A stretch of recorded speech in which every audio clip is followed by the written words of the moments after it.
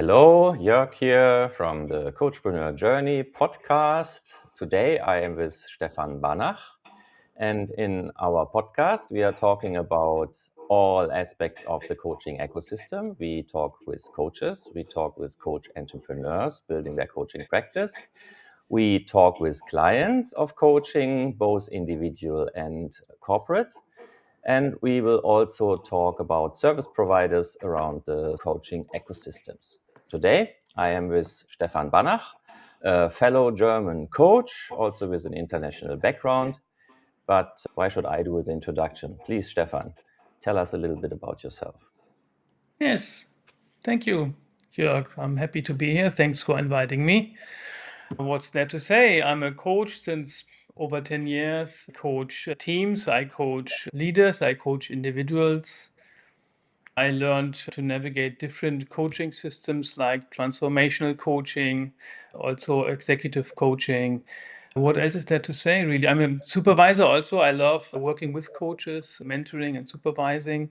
And I work in Southeast Asia since so many years now, being German, living abroad. And that's also mainly my client base. People living abroad, working in international or German organizations, people from the countries that I live in, that I work in.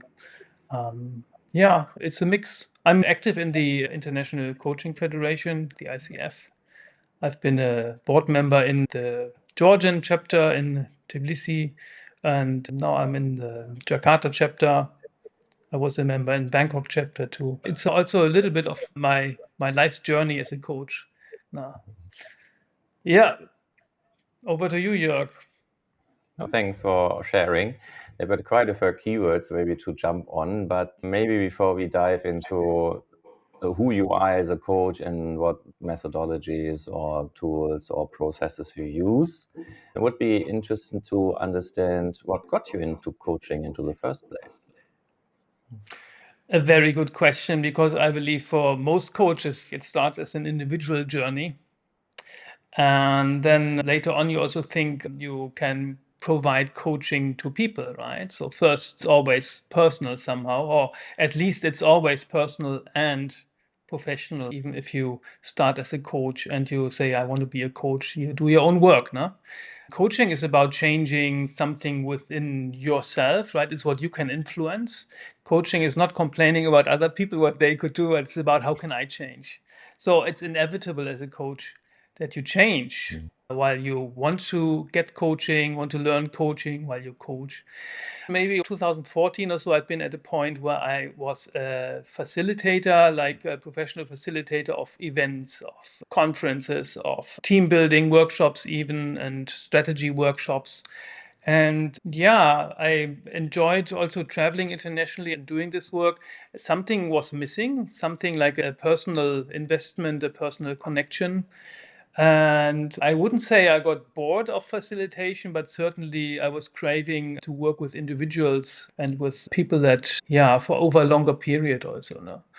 And personally, what got me in there was not only this career shift or that I wanted something else in my career, but I was looking within myself also for about leading a fulfilled life. I wouldn't say a happy life, but fulfilled life maybe, or more conscious living.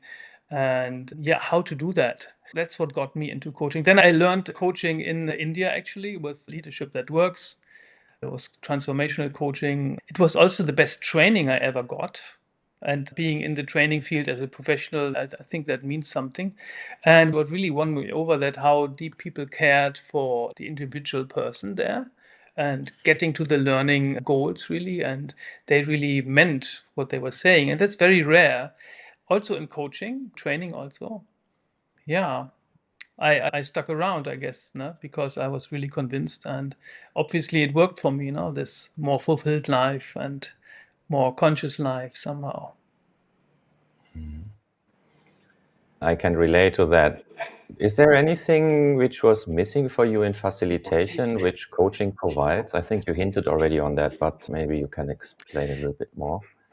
See, facilitation is really great work, and you bring people together towards reaching their goals, right? If it's a conference or if it's like a team thing, planning, whatever it is, you facilitate and you enable people to will reach the targets that you first kind of contract with them, with leadership, and then get there. And it's a lot of fun. It's very interactive. It's a very important work. And also teams, organizations, they need outsiders to come in and have a neutral role, right? So somehow, yeah. The thing is, you feel really part of their team after just a day or two, and you know everybody very well.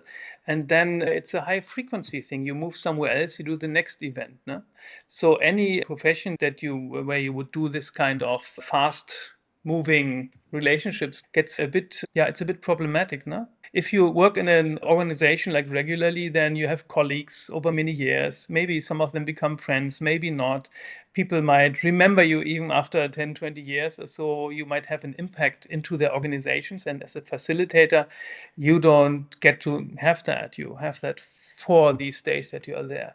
So it's a little bit similar in coaching still, right? It's a very clear distinction between the client's goals and what you are achieving together, right? You're working for the client. But the difference is you work long term, and you work on really life-changing, important stuff.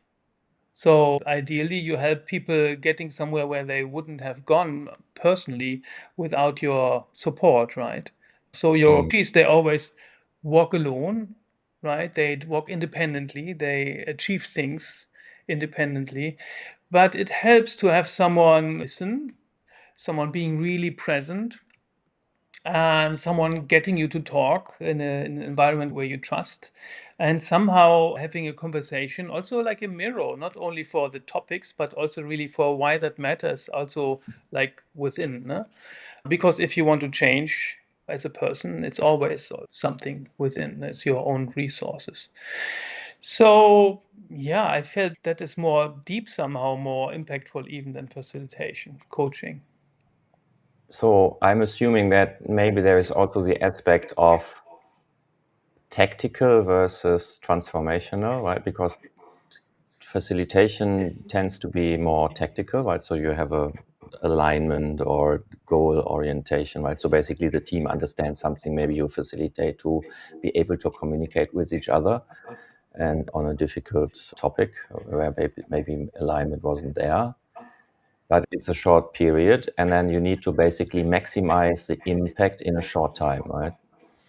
Versus with coaching, you have longer duration. And while we, of course, keep a certain distance as a coach, because otherwise it would interfere with the coaching, right? It still creates a connection, maybe from a trust perspective, maybe at a deeper level. Is that something you observe? If you look at the definitions of what team coaching is, for example, with the ICF, then the difference mainly is that it's happening over time. No, you don't just come in, facilitate or coach and leave, but it's a relationship, and it's a not happening in one point in time, but over a period of time, so that the team can learn and change together with the coach. No? Mhm. So I would guess there's also really good facilitators out there doing that. You can also get certified there and do similar work. No? So coaching is used, it's not a trademarked term, right? So you find a lot of coaches who don't really do coaching as we think in the International Coaching Federation, what should be coaching. Having said that, transactional, there's also a lot of tactical, right? Tactical transactional coaching out there, right? But it's not really what we are interested in.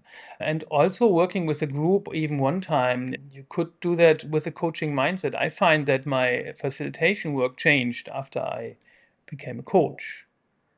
Yeah.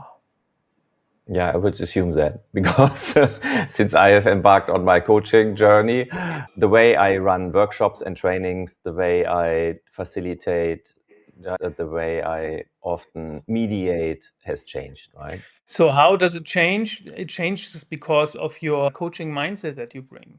It's partnering. It's flexible, it's curiosity.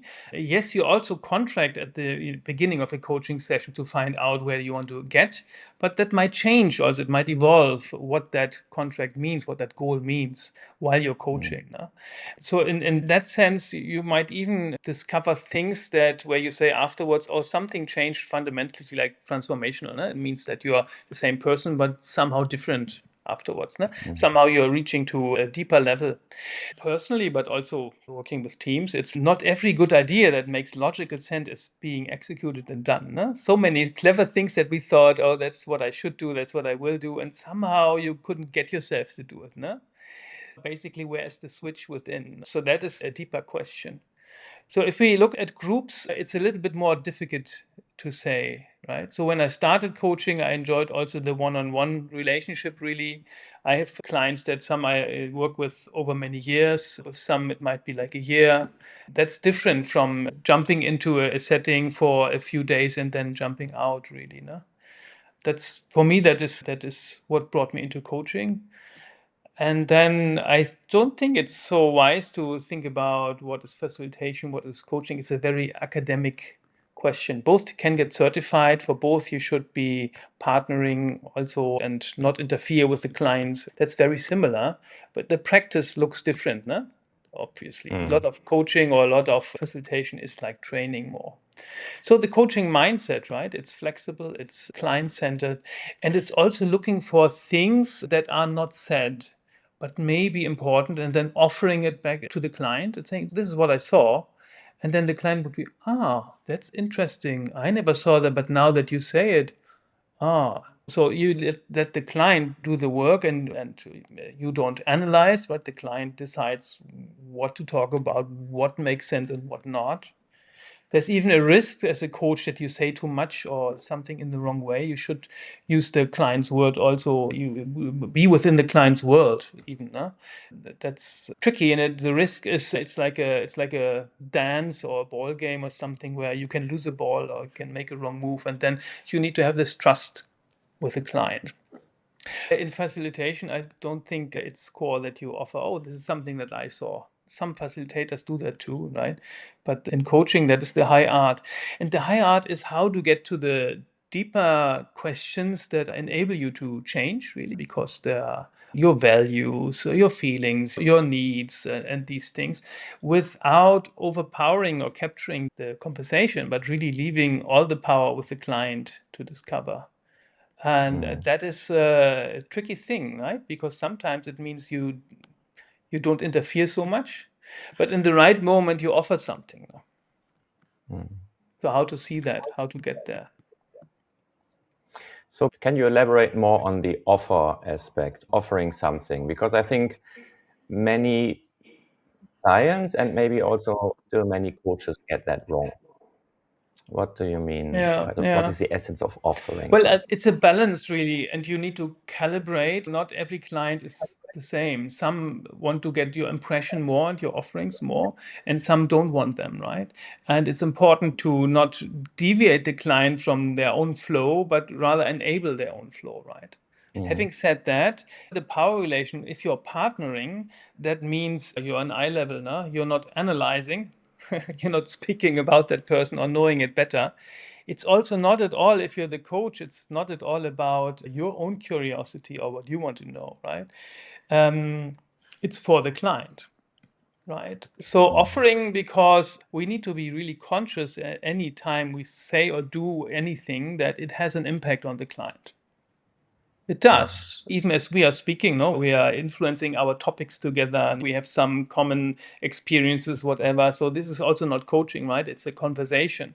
And coaching is different in that aspect, that whatever I mirror back, whatever I offer, whatever my intuition or my observation might be, and I can only offer it, and I have to develop the relationship in a way that the client gets it as an offering and not as I'm being told this is the truth or this is what you should do. Or Okay, so that's exactly the one of the points I wanted to get to, is this aspect in coaching we should not lead, right? So initially when you start coaching, maybe you focus on the art of questioning, so it's not leading questions, right? But after learning, okay, this question is a leading question and this question is a not leading question, but we can still ask non-leading questions in a way that they become leading. exactly. And then the same aspect comes up when we offer something, because we can offer something because we want to have the client go into a certain direction,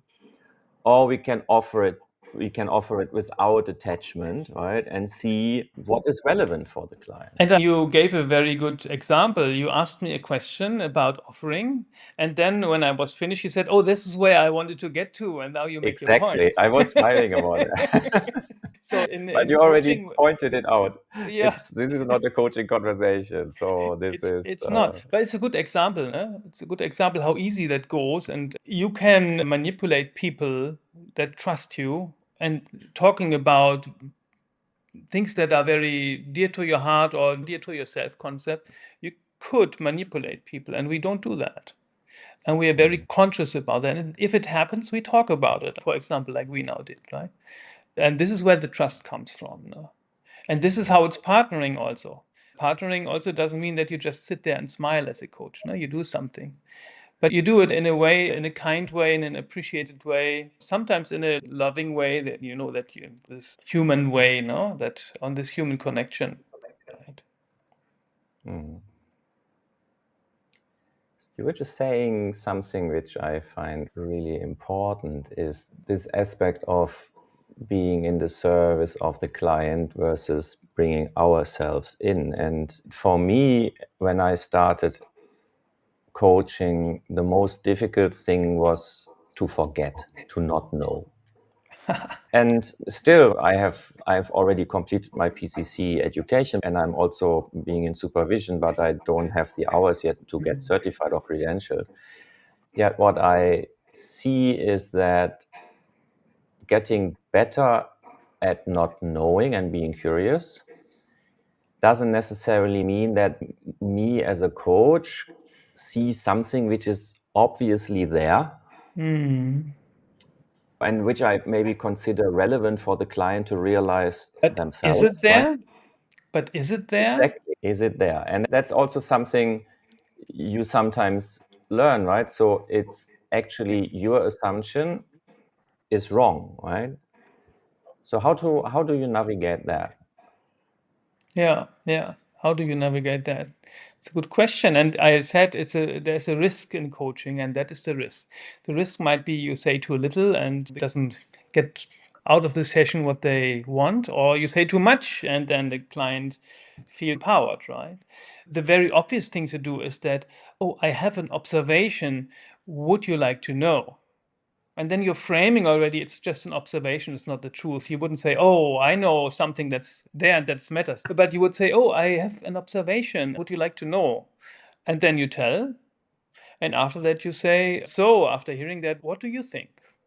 And then the client might say, nah, this doesn't sound relevant at all, or no, that's not what I meant. Or it might say, exactly.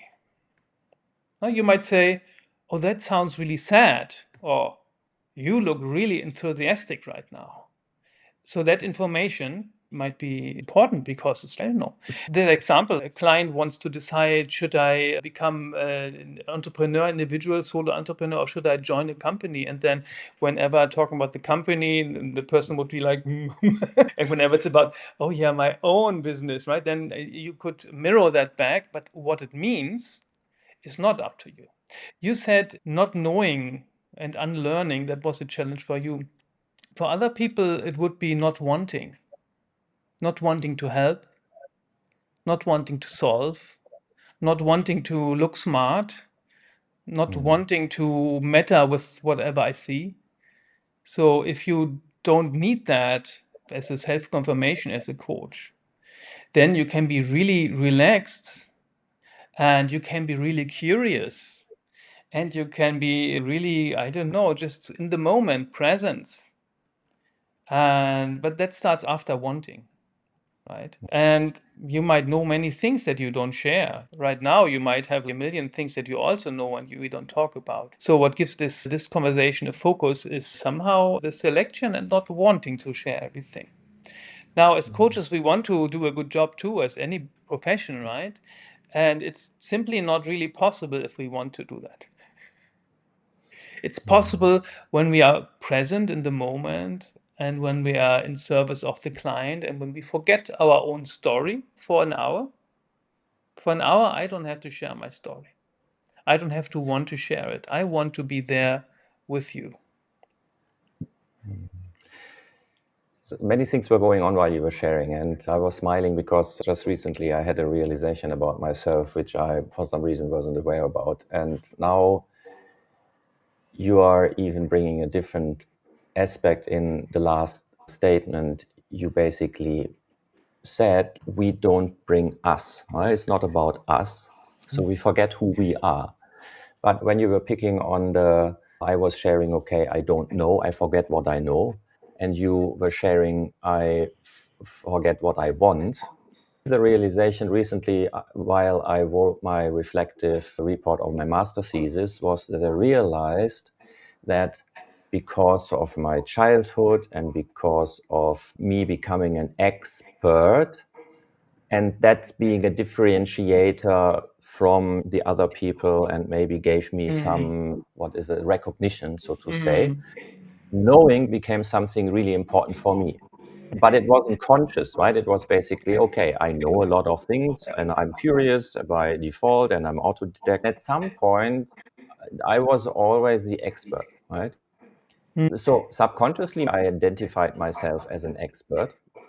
And that's why, for me, not knowing was difficult, because that basically takes the expert away, right? So, and then just in this reflective writing, I realized, oh, it's this expert thing which mattered for me, which made it difficult not to be an expert. And then the interesting thing was, I didn't realize it on the coaching journey. I realized it on the entrepreneurial journey, because that's where the expert and having difficulties delegating things showed more dominantly than maybe in the coaching, where I was already aware of, I don't know, I'm curious. And it's easier for me to do that in the coaching context than in a different context. See, the beauty about coaching is you do this for the duration of a session. You don't do it as for always or for all your work or for you as a person, no? But you are able for the duration of the session to not want to inject your knowing into someone, but actually listen, be present. Coaching is a creative exercise. There's a giving and taking, no? But the client, the coachee, is always in charge. That is the difference. And you can only do that when you bring your whole self. It's not like you need to forget yourself, but you don't want to change things for the client, within the client, even though. This is not consulting. It's the border that you're describing. It's between consulting and coaching. But also, this is not, I don't know, hypnotherapy or something. You want to stop smoking and then someone tells you, or subconscious, to not do it. It's not like that. No? It's the client who's doing the work. I find that coaching feels best or feels right when I feel right and relaxed. And I can always measure when I'm feeling energized and relaxed, and it's not difficult at all, it doesn't feel difficult, then I'm in the coaching zone and I can be there for the client. But in my consulting work, I always need to know better. No? That's a different thing. Mentoring as well, right? You bring your experience. Yeah, you need to reply to the email before it was written. You need to be the expert on things. No? You need to be correct. In coaching, you're there as a human being, really. So even in organizations, even in executives coaching, no, you show up as a human being. And of course, you've got a background and understanding. It might help you. But you can do coaching without knowing anything about the background, even the story, just by coaching the emotions or what shows up. Or one favorite coaching method is solution focused, because then you focus on the future, and with language, you build the future. You see what's already there, what small steps to take, and how would it look like. So yeah, that's where I want to go. You don't even need to know the context of that. You can just let the client describe the future as they want it. And that's also different from, say, therapy, right? So it's the boundaries of coaching to therapy or to consulting that we talk about here. What I'm hearing is if I may phrase it differently as a provocative statement, is this kind of self-fulfilling prophecy. So meaning the way we think or the way we talk, it already shapes the direction or the outcome. So if we are always negative, if we cannot see a positive outcome, we will get a negative outcome. If you are always talking about risks and bad things happening, most likely bad things will happen, right? Because that's what we are focusing on. Like if you ride the bike on the road, if there is a pothole, where do you look? If you look into the pothole, of course you run right through it. If you look on the road, you will be able to circumvent or to See, avoid. I think as a coach, as an experienced coach, it would be good that different ways of looking at things, different methodologies, right? So sometimes, like for me as a client, for example, for me as a coachee, I would be wanting to someone listen to what I feel and what it means, what are my values, these things, no? Because I want to be understood, no? And Mm. then something follows from that. But sometimes, and also some people, they don't like to go into that at all, and they want to look into the future, and that's where you bring them. So it's like a different gear that you can do. Mm. Language plays a big role, and positive language. Yes, I think so. And also not getting stuck in the past. So, yes, talk about the past or the feelings or the needs, or even, I don't know, what happened when you were a child. If it matters for now, of course your client talks about it, you know, you listen and you talk about, but you really want to know, so why is this important now and where to go with this. Mm. So you also want your client after the session to do their lives and make the decisions they want to do and lead the lives they want to do, and they want to do it slightly different because that's why they come to coaching, no? So if you Mm. tell them what to do, they don't develop the competencies most likely to find out themselves. But if you help them find out themselves, it's a little bit like with the fish, no? Teach someone to catch a fish instead of bringing in the fish, this one, and they can sustain themselves. Mm. Yeah. So as coaches also, we don't work with people who are not able to follow up and do that. They belong in proper therapy with, yeah, it's a medical issue then, right? But regular people, functional people, I don't know, they're also not always happy. They can all they cry, they feel depressed sometimes, they're exhilarated sometimes, they have dreams, they have crash dreams, they have beliefs that they hold that helps them, but they have a lot of beliefs that hold them back. Mm. So regular people also want to lead better lives. Leaders who are already good at things, really good, that's why they are there. They still want to change something and improve, no? So that's why coaching is for everyone and should be accessible and easy and feel good. And you as a coach, you are there to, well, reflect together, to be creative together, to discover the themes of what is present now and what should become. Mm. You're transitioning into accessibility of coaching and that everybody benefits from a coach. And you already mentioned that you lived in many different localities, right? So you have moved around a bit. What's your view on where coaching is already more accepted and where coaching maybe is more seen with a big question mark or even with a stigma? Yeah, good question. Difficult to answer, no? So, because where I work, of course, then it's accepted, no? Because people ask me to come.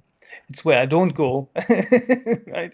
But see, even in Germany or say the US, the ICF has the most members in the US. There would be huge parts of society and economy where coaching is not accepted and stigmatized.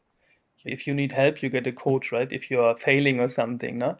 Not, it's normal that people want to grow and we want to be conscious together. And that's why we create a coaching culture in our organization so that we can be a learning organization, be an inclusive organization, and be a creative organization, right? So I think that's a global problem. Having said that, yeah, in more traditional contexts, it's more difficult. That might also be in Germany or the US, right? It's wider spread in Germany or the US or the West or so. No? You can measure that by members in the ICF chapter, maybe, no? If it's in the tens or if it's in the hundreds or the 10,000s, it might be different. I have made the experience that I find people who benefit from coaching and who want to be coachy, who want to get coaching, I find them everywhere.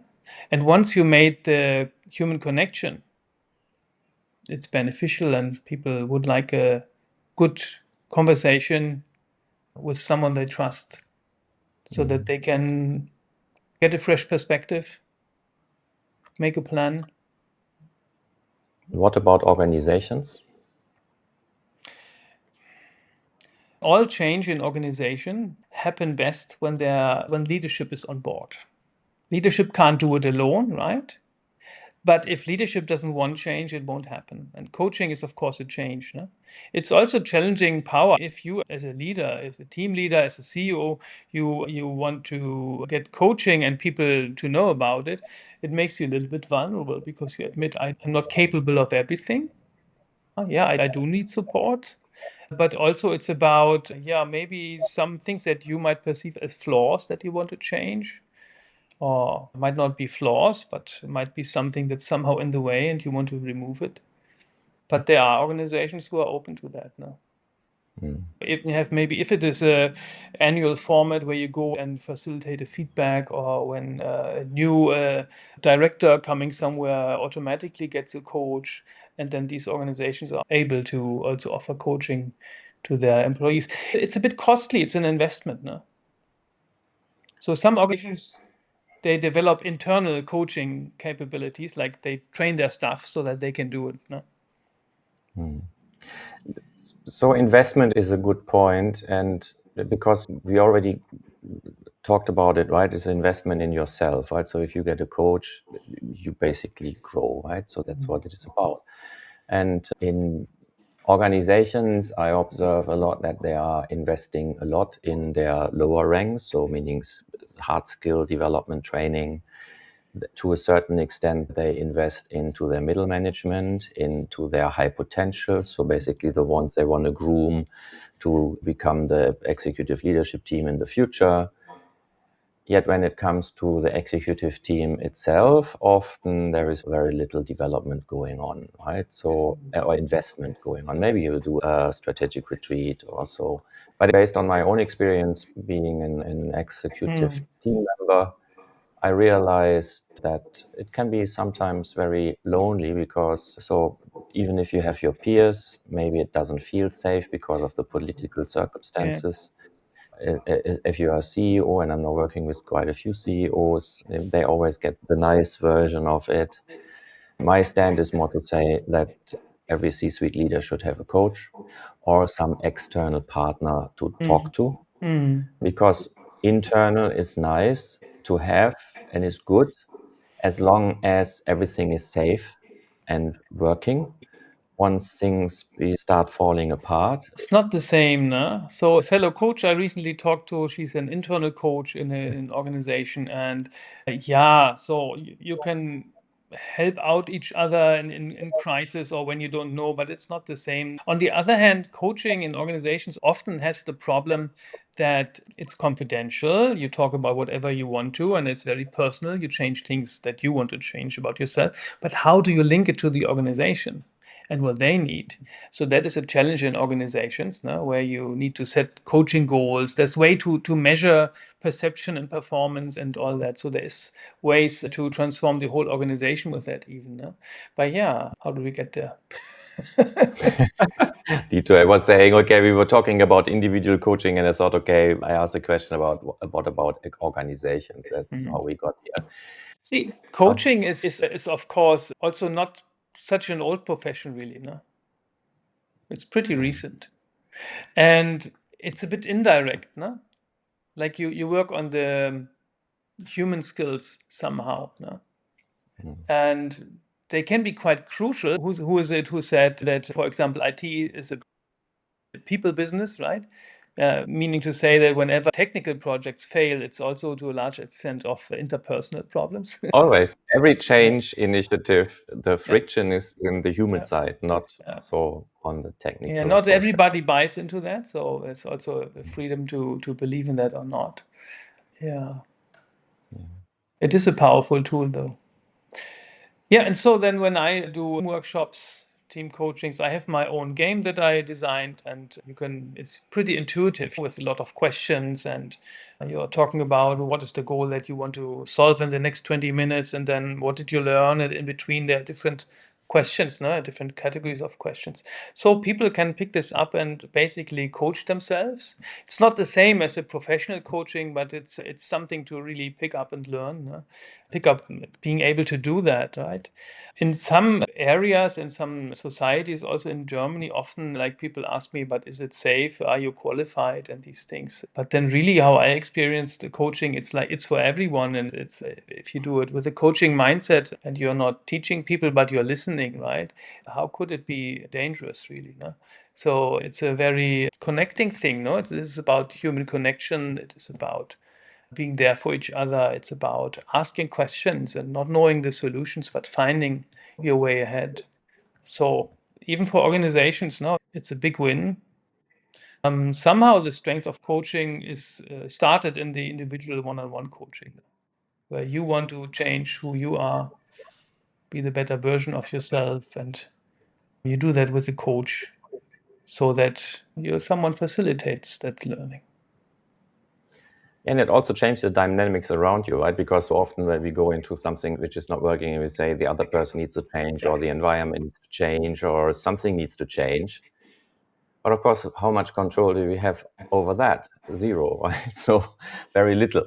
We are always contributing to the dynamics, right? So when we become aware, okay, what is our contribution and what can we do differently in order to create a different dynamic, then of course we create change. What I'm observing a lot in leaders is that they are not aware about how they influence the dynamics, how they contribute to whatever is not working. And then the coaching is about, okay, realizing this is how I contribute and this is what I need to do differently in order to make it work. And of course, that's experimentation. That's why it takes time, right? Because you maybe have an idea what you could do differently, but does it work?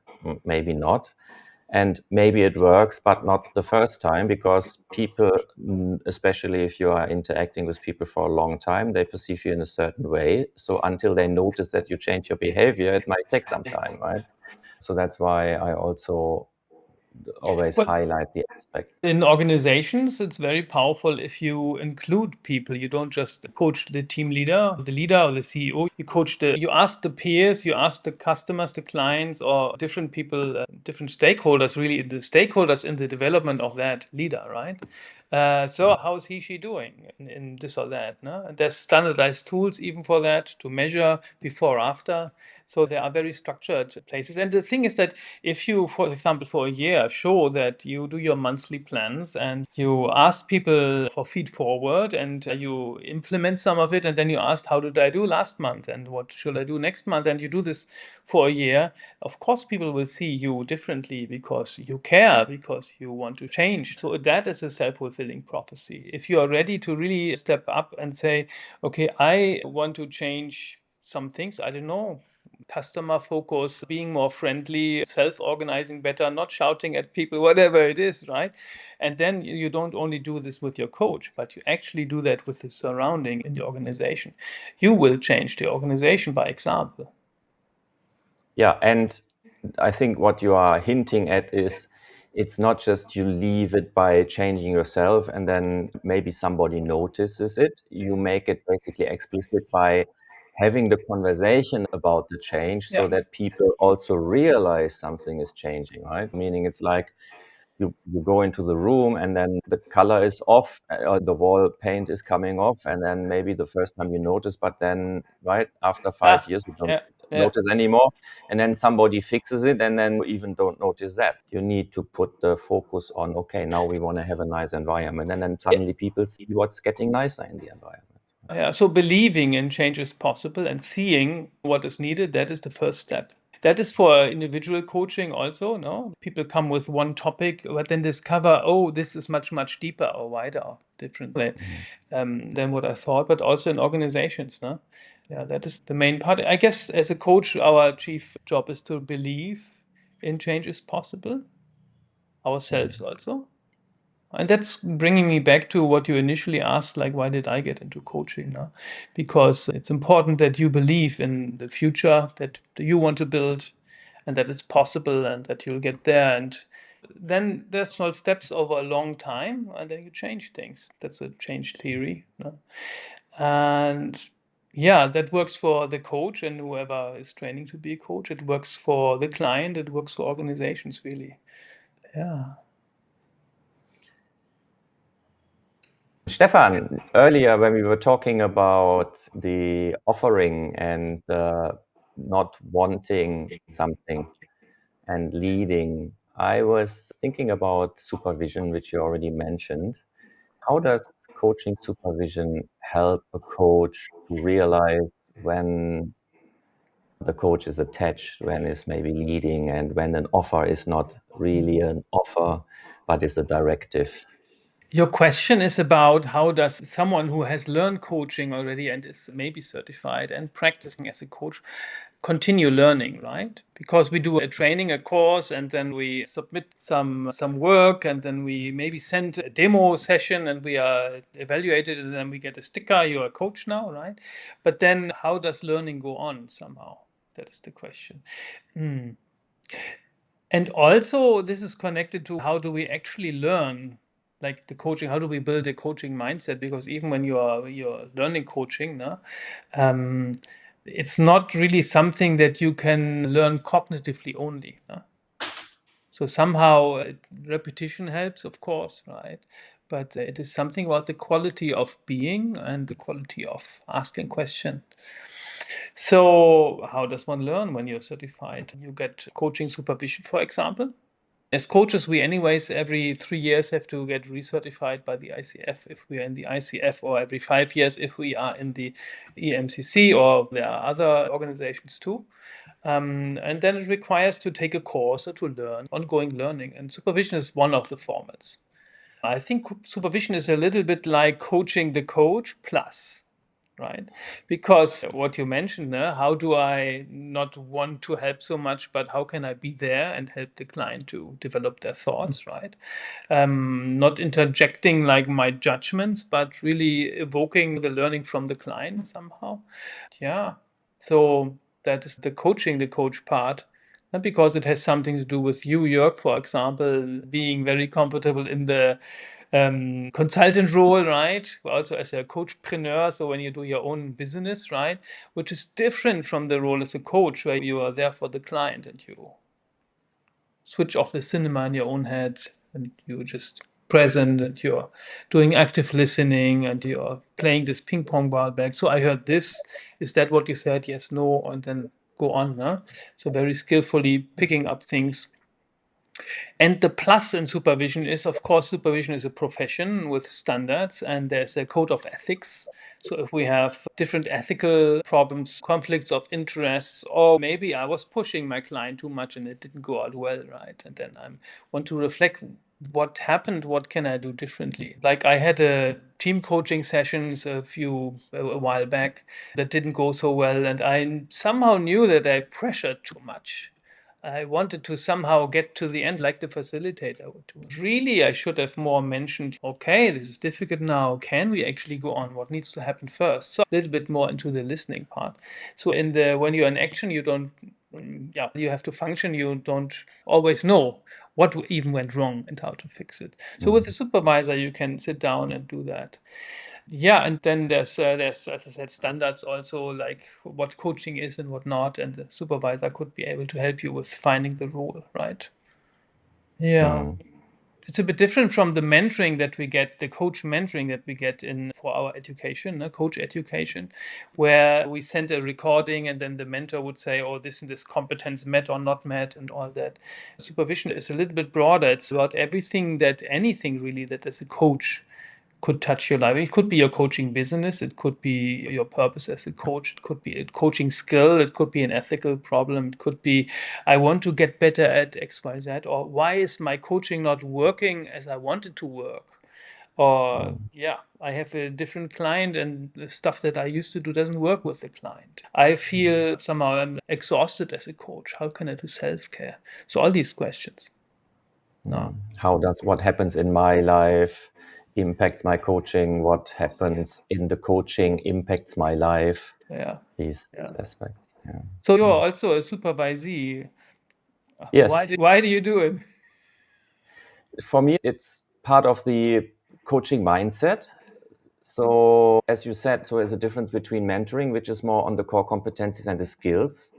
And yes, of course, I also need to get better in riding the bike. But the coaching supervision, yeah, basically touches on all the aspects of coaching and provides me a reflective framework. So it's a mirror where I can bring whatever I observe, where I'm not sure, I bring it there and I get it played back. And I think the aspect of coaching for a coach is maybe one aspect, but it's also working with the nagging thoughts which sometimes creep in, right? So the imposter syndrome maybe, or the insecurities we have, or this pattern. So meaning for me is often spot some pattern and I'm not sure, is it a pattern or I'm projecting something, right? So because sometimes there is a pattern. So early in my coaching, when I was working with leaders on the lower levels, I realized that quite a few changed their job. So basically they left the organization. And I was curious, am I creating that? So is it me working with clients and that I'm leading them, maybe hey, you're better off in a different organization or not?